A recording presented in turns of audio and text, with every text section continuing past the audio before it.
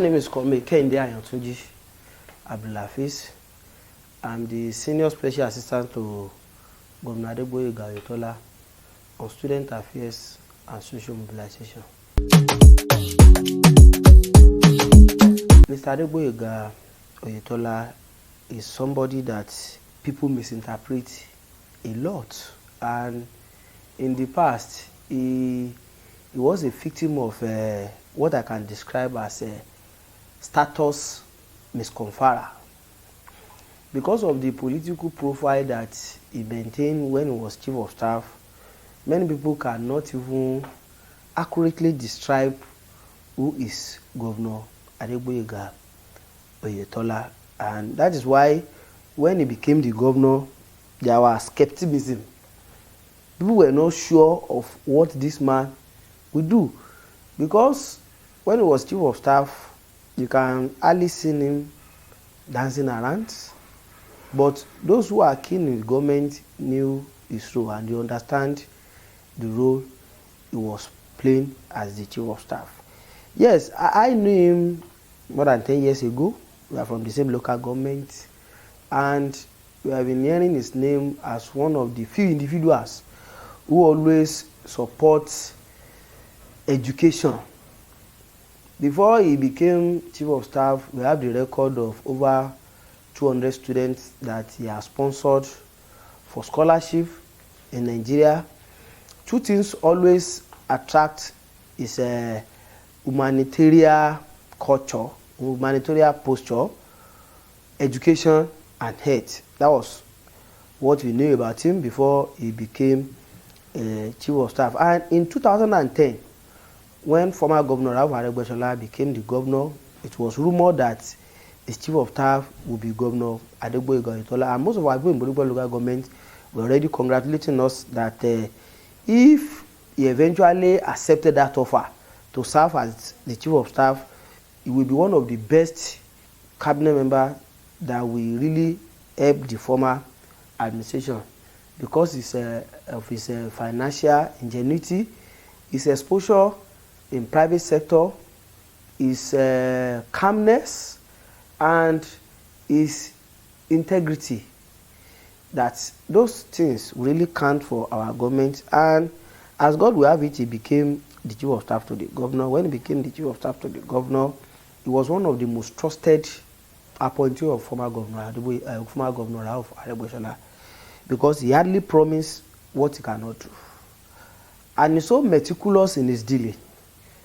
When he was Chief of Staff, you will agree with me that one of the most difficult situations for the last administration was the issue of salary. When the last administration had the challenges of salary, the question of trust occurred between the labor and the government. It got to a stage that the labor union hardly trust anybody from government. But Governor Oyetola came in at a particular period, and he became the most trusted government appointee that the labor could discuss with, and that was how we managed and we navigated the labor issue.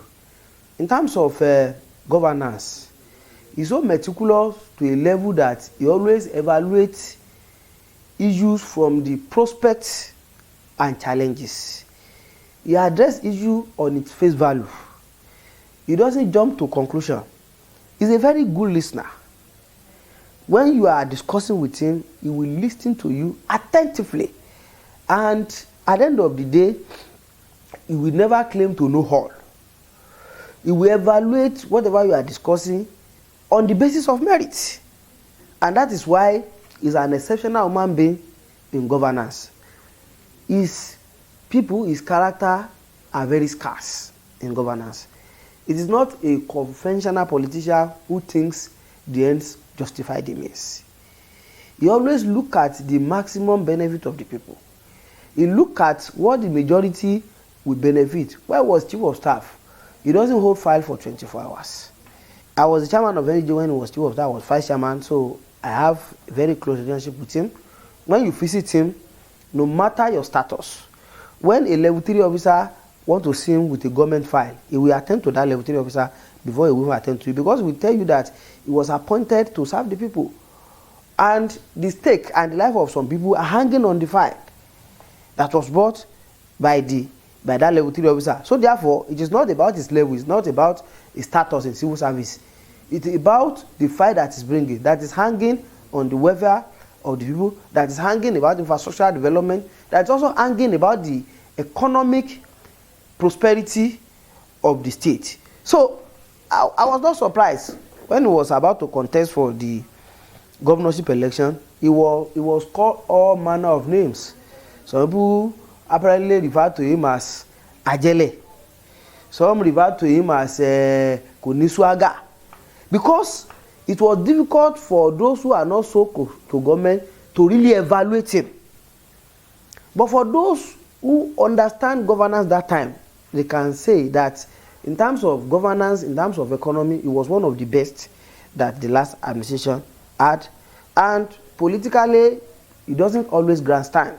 So, but most importantly, it's on top of the state finances and expenditure. It's not always excited by impossibility. No matter how beautiful, how lofty any idea that you can bring to him, he's going to look at the financial capacity of the state, the viability of what you are bringing, and the durability.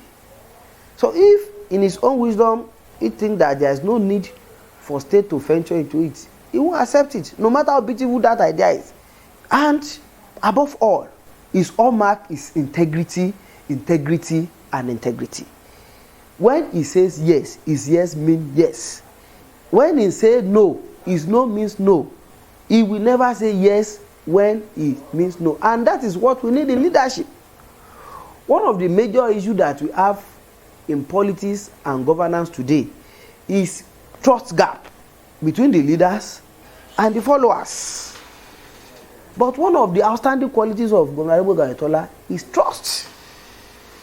No matter the prayer, no matter the circumstances, he will hardly give a commitment on impossibility. You may like him, you may hate him. And he's a man that always thinks about the past, the present, and the future. So, at a period when I was the chairman of NUJ, we had a very serious crisis. I was vice chairman of NUJ. We had a very serious crisis to a level that they have to seal up the NUJ press center. And there was a security report that the state government need to intervene. As at that time, it was only Governor Oyetola, who was the chief of staff, that earned the trust of the members of the press. They mentioned several names. And the moment they mentioned his name, that the former governor assigned him to mediate between the competing parties in NUJ then. Finally, all of us accepted his intervention because we know he's a man of integrity. He will say the truth. He will be just and fair. And the crisis was so turbulent to a level that we took ourselves to court. So, and with his honesty, decency, decorum, calmness, he resolved the matter, and up to today, we are enjoying a sustainable peace in governance. And that is what manifests when he became the governor. So when he became the governor, many people were surprised, don't even know what's going to do. And that is why he's doing some things differently. Some people will say we are exonerating ourselves from the previous. We cannot isolate ourselves from the previous. He served the former administration diligently for 8 years. But what is constant is change. I'm bold to say it that most of the policies that we are reviewing now were meant to better the lot of people. But at a period, we discovered that some of these policies are not working. And that's why when you look at the blackmail, the mischief, he never keyed for it.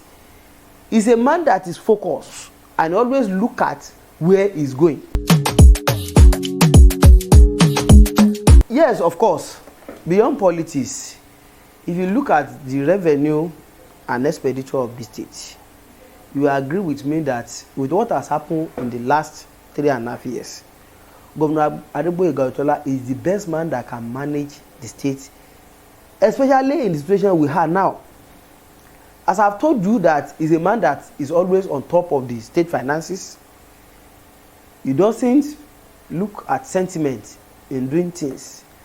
And this is a man that, despite the economic situation of the state, he has never borrowed 1 naira, either to pay worker salaries or for infrastructure. And he has done well. And that's why I said many people does not even understand it. When he came in 2019, you know, we came in November and they have already passed the budget in 2019. That budget was huge. I think I could not ascertain the figure, but it was far above 200 billion. But when he came and he settled down, he approached the House of Assembly that this budget is not realistic. We cannot record a significant performance with this budget if we are to bank on the projected revenue for that year. And he approached the House that there is need to review this budget downwardly. And the budget was reviewed downward to the tune of about 180 to 192 billion. So you know that this is a realist. This is a man that understands the rudiment of our governance.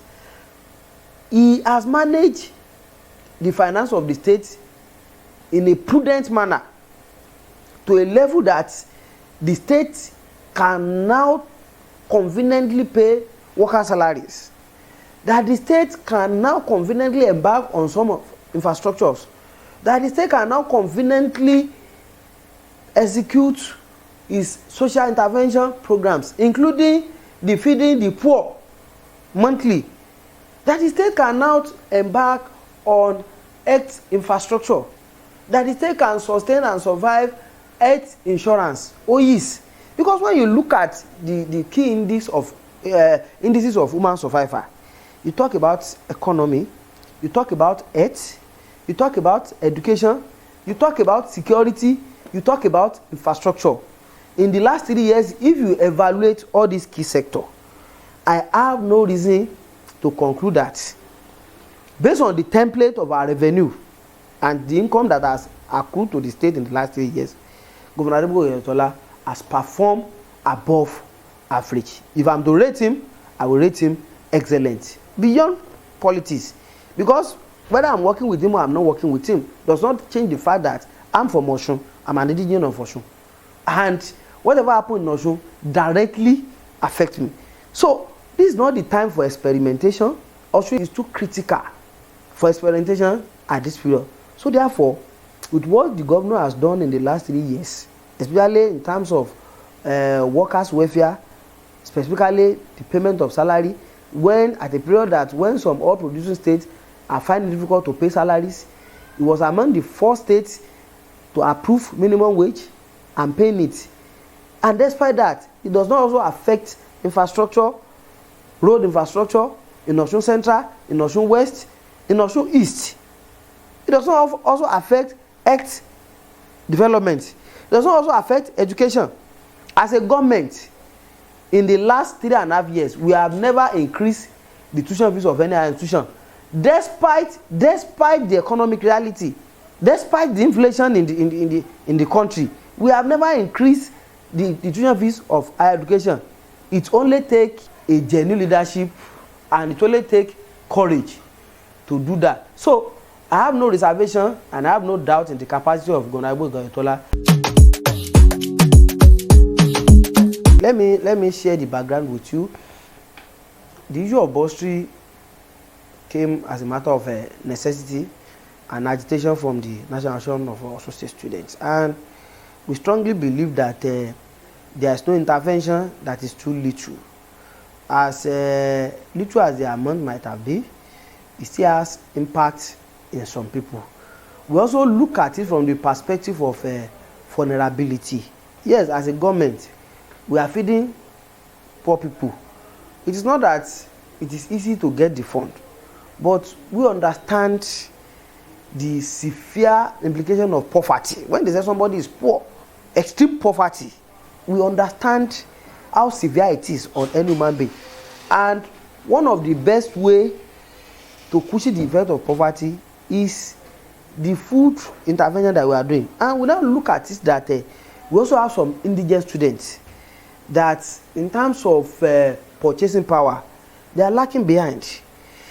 They said these fingers are not equal. And we discuss with leadership of the students across the state that okay, we don't have this money, but they made a very strong case that yes, they know the government doesn't have this money, but they have some indigent students that this bursary is very, very important to them, and to also have a significant impact on their education. And we say okay, you can identify these indigent students, generate their names from the 30 local government, from all institutions we have across the country, just submit their list, and we are going to verify the genuineness of your claim, whether they are a student. If they are a student, are they really indigent students? And we have been on this process since last year November. The governor specifically approved the budget payment, the bursary payment in December, and a week after they released the fund.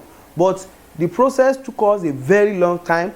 The submission of the list, the verification, to be sure that the beneficiaries are the students of various tertiary institutions, and in true sense they are indigent. And that was the template we used to generate 3,100 indigent students across the tertiary institutions in Nigeria. As I'm talking to you, outside Osun State, 64 tertiary institutions apply, and in Osun State alone, both private and public institutions, we have over 17 institutions that also apply, and we have selected them, those that we have confirmed their indigent status and their studentship status. We have confirmed their payment, and we have paid over 2,000 students, and by the grace of God, by next week we will complete the payment of 3,100 students. Okay, thank you so much. A lot of people have been asking me that question, that Kehinde Ayantunji, with your pedigree and profile, what is your ambition? But I always tell them that first and foremost, I've been in Osun since I was born. I only work outside Osun for 2 years. And Osun project is more important to me than any personal ambition.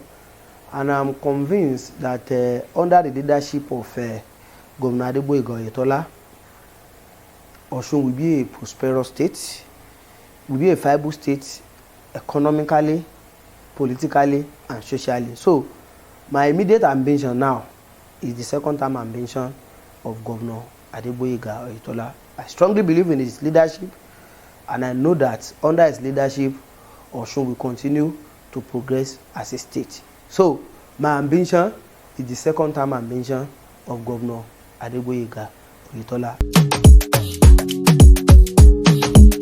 My message to the people of Osun in respect of the coming governorship election is that, one, we must conduct ourselves peacefully. Osun is adjudged to be one of the peaceful states, most peaceful states in Nigeria today. We must not descend from that ladder. We must continue to maintain that ladder and improve on it as a peaceful state. We are one, and that's why in Osun you see virtually every family, they are either related from the mother side and father side. The second-term ambition of Governor Oyetola does not want the blood of anybody. We must conduct ourselves in a very, very peaceful manner and resist the opposition temptation to become violent. We must resist provocation. We must never allow anybody to provoke us to a level of violence, and we must also ensure that we return Governor Oyetola. My name is Kehinde Ayantunji, the Senior Special Assistant to Governor Oyetola on Student Affairs and Social Mobilization.